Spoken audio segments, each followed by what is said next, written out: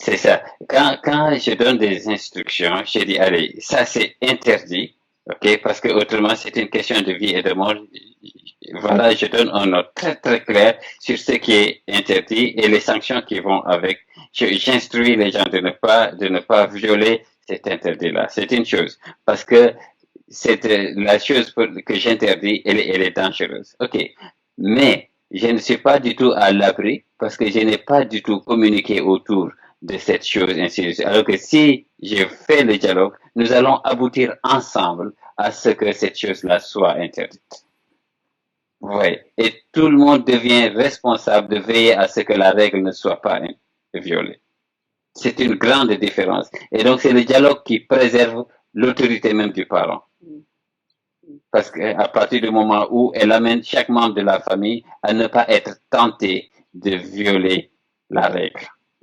Ça fait que chaque membre de la famille ne tente pas de saper l'autorité parentale. Alors que quand vous êtes dans une démarche verticale où vous donnez vos ordres, vous augmentez de fait les chances que les gens soient tentés de tester votre autorité. Vous voyez la différence. Donc le dialogue est plus difficile, mais il a plus de résultats. Les instructions sont plus faciles, mais ils ont plus de complications, comme des effets secondaires dans certains médicaments. Oui. Ouais. Donc ça, c'est très, très important. Donc donner le dialogue pour le principe de communication, définir ensemble ce qu'on peut accepter en période de crise et ce qu'on ne peut pas accepter en période de crise. Comment on gère les aliments. Vous voyez, tout ça, il faut en discuter. Parce qu'il va falloir à un moment donné, quand les gens seront en confinement, et peut-être qu'on va y aller, mais il faut que les gens s'entendent sur comment est-ce qu'on gère les aliments. Parce qu'il sera question d'avoir un peu de sécurité alimentaire dans les familles pendant les périodes de confinement. On ne peut pas utiliser la nourriture comme on l'utilisait dans les périodes où tout va bien. Ça, c'est quelque chose. Au-delà de ça, maintenant, il faut trouver les moments pour discuter, rigoler, la maladie. Il faut appeler les gens à vivre au moment où les informations nous font peur. Il faut appeler les gens à vivre. Ça veut dire retrouver les contes africains.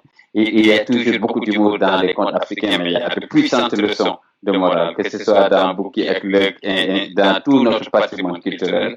Il faut retrouver ces moments-là où les gens jouent. Et ça veut dire qu'il ne faut pas que les parents aussi se prennent trop au sérieux et qu'ils soient distants des enfants. C'est là qu'ils ont besoin de se rapprocher des enfants.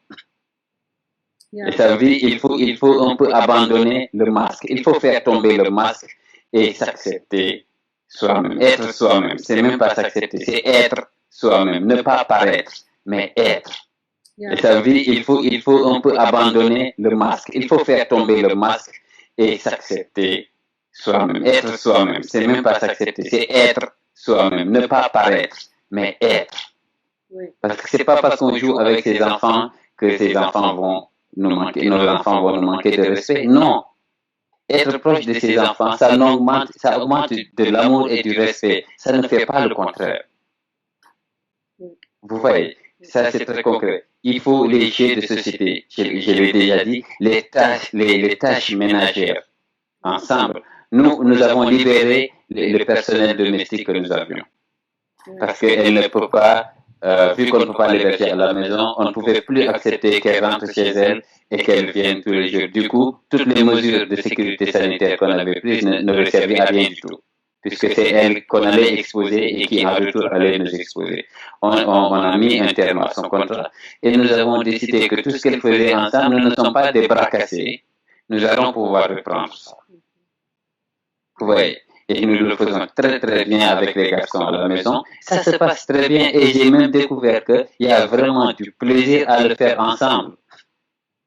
Il y a un vrai plaisir à nettoyer ensemble, à sécher les habits ensemble, à les ranger ensemble, mais il y a un vrai plaisir à ça. Et il faut que les gens aillent vers ça, qu'ils découvrent les plaisirs simples. Et ça ne coûte pas de l'argent. Ça ne coûte pas de l'argent. C'est des moments qui ne coûtent 0 franc, mais qui rallongent la vie. Parce que tout ce qui nous fait plaisir augmente la qualité de notre respiration et augmente les chances de vivre longtemps.